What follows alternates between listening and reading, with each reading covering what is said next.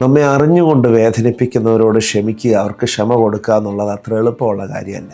വേദനയുടെ ആഴം കൂടുന്തോറും, മുറിവിൻ്റെ ആഴം കൂടുന്തോറും ക്ഷമിക്കാനുള്ള ആ സാധ്യതകൾ വളരെ കുറവാണ്. ക്ഷമിക്കാൻ വളരെ ബുദ്ധിമുട്ടാണ്. എന്നാൽ ദൈവമക്കളായിരിക്കുന്ന നമുക്ക് മറ്റുള്ളവരോട് ഏത് സമയത്തും ഏത് സന്ദർഭത്തിലും ക്ഷമിക്കാൻ കഴിയണമെന്നുള്ളത് ദൈവവചനത്തിൻ്റെ വ്യവസ്ഥയാണ്. എഫേസ്യ ലേഖനം 4-ാം അധ്യായം 32-ാമത്തെ വാക്യത്തിൽ പറയുന്നു, ദൈവം യേശുക്രിസ്തുവിലൂടെ നമ്മോട് ക്ഷമിച്ചതുപോലെ അന്യോന്യം ക്ഷമിപ്പീൻ. അപ്പം മറ്റുള്ളവർക്ക് ക്ഷമ കൊടുക്കാനുള്ള ഒരു വലിയ നിയോഗം ദൈവം നമുക്ക് തന്നിരിക്കുക.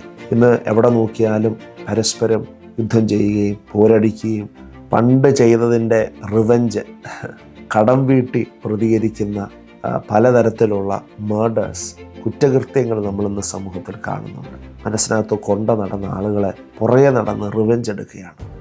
ഇത്തരത്തിലുള്ള ഒരു ആക്രമണമായിട്ടുള്ള ഒരു അന്തരീക്ഷത്തിൽ ദൈവം നമ്മെ വിളിച്ചിരിക്കുന്നത് സമാധാനപ്രിയരായിട്ടാണ്, ക്ഷമ കൊടുക്കുന്നവരായിട്ടാണ്. അങ്ങനെ ഒരു നിയോഗം നമുക്ക് ഏറ്റെടുക്കാൻ കഴിയും. ഞാൻ ദൈവവചനം വായിച്ചപ്പോൾ ദാവീദിനെ കുറിച്ചിട്ടുള്ള ചില കാര്യങ്ങൾ എന്നെ അത്ഭുതപ്പെടുത്തി.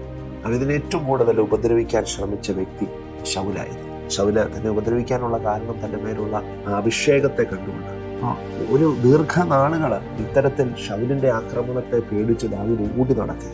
അങ്ങനെ ഒരിക്കലും ഇവർ രണ്ടുപേരും ഒരേ ഗുഹയ്ക്കകത്ത് പാർക്കും.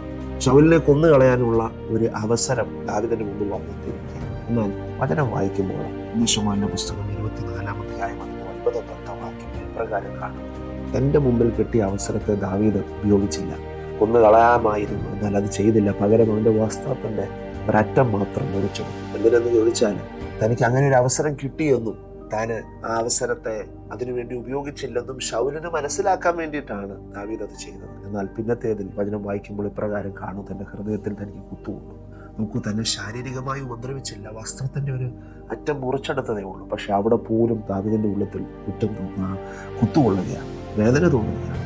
കാരണം ദാവീദ് ദൈവത്തിൻ്റെ സ്നേഹത്തെ മനസ്സിലാക്കിയ വ്യക്തിയാണ്.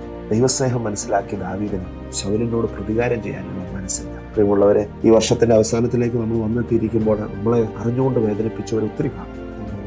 അവരോടൊക്കെ ക്ഷമിക്കാൻ, പ്രതികാര ബുദ്ധിയൊക്കെ മാറ്റിവെച്ചിട്ട് ക്ഷമ കൊടുക്കാൻ, സമാധാനം കൊടുക്കാൻ നമുക്ക് കഴിയുമെങ്കിൽ നമ്മുടെ ജീവിതത്തിൽ അനുഗ്രഹമായിരിക്കും. ശൗലിൻ്റെ കാലഘട്ടം പിന്നീട് തീർന്നു, ദാവീദിൻ്റെ കാലഘട്ടം പിന്നീട് ആരംഭിച്ചു. ശൗലിൻ്റെ ഗ്രഹം ക്ഷയിച്ചു പോയി, എന്നാൽ ദാവീദിൻ്റെ ഗ്രഹം മേൽക്കുമേൽ ശക്തിപ്പെട്ടു. കാരണം ക്ഷമിക്കുന്നവനായി, സമാധാനപ്രിയനായിരുന്നു. നമുക്ക് ക്ഷമിക്കാം, മറ്റുള്ളവരെ സ്നേഹിക്കാം. ഇന്നത്തെ സന്ദേശത്തോടെ അവസാനിപ്പിക്കുകയാണ്. God bless you.